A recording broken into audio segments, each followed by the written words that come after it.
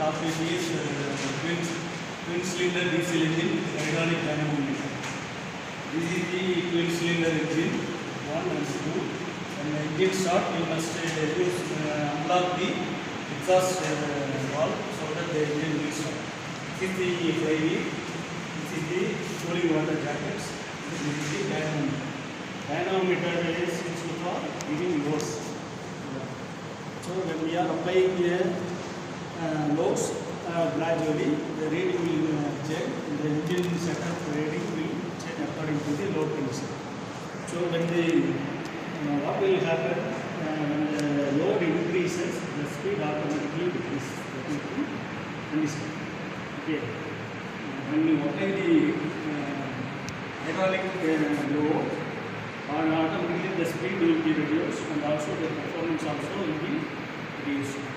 Because of the twin cylinder engine, when you cut off the one cylinder, the load carrying capacity of the engine will be low. When you operate two cylinder, the load carrying capacity will be increased. That is the main principle of the. This is the flywheel. Flywheel is used to transmit power to the rear purpose. So in order to measure the speed of the engine means we must use tachometer. Insert the tachometer and if they are otherwise using the sensor we can measure the RPM.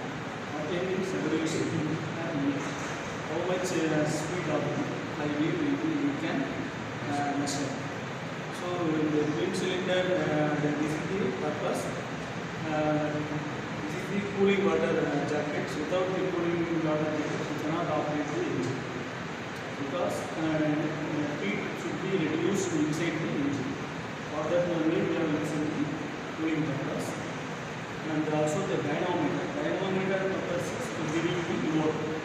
Load you can increase the load or decrease the load gradually. Gradually, you cannot apply the load suddenly. Gradual apply of load only. So this is the purpose of hydraulic dynamometer. And also the flywheel is used for measuring the RPM. And also the inside we can measure the three powers. That is indicated power, brake power, and indicated power is the power available inside the engine cylinder. Brake power is the power available at the flywheel. That is the difference between indicated power and brake power.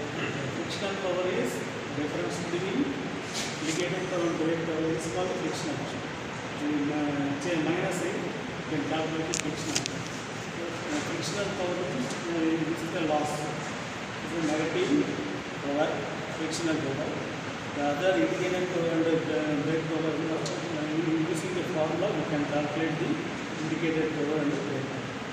So inside the engine, how much temperature is available, maximum temperature will define the efficiency. The volumetric efficiency of the engine will be measured by the volume of the twin cylinder diesel engine. Here the fuel used is diesel. Calorific value of the diesel will be varying from 40,000 to 50,000. So according to the calorific value of the diesel, the performance of the engine will be measured.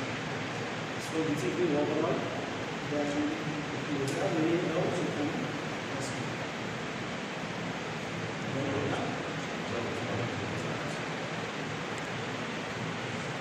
And also the exhaust pipe also connected to the exhaust so that the emission control also reduce the design of the power. So this is the main purpose of the exhaust pipe. And so the reading engine test setup readings are being calculated by using the engine test rig. You can measure all the RPM and the load condition, speed condition, efficiency, power, everything. Fuel consumption is for every 10 cc how much time take. Using the stopwatch you can measure the fuel consumption. For 10 cc consumption of fuel, how much time you can use the stopwatch, you can measure the fuel consumption. That is called a subsidy. fuel consumption. Specific fuel consumption should also be low because if it consumes more fuel means the efficiency of the fuel is less. So engine should not consume more fuel. And also engine will be with load carrying capacity. So this is the purpose of the twin cylinder diesel engine. So the dynamometer used is hydraulic dynamometer.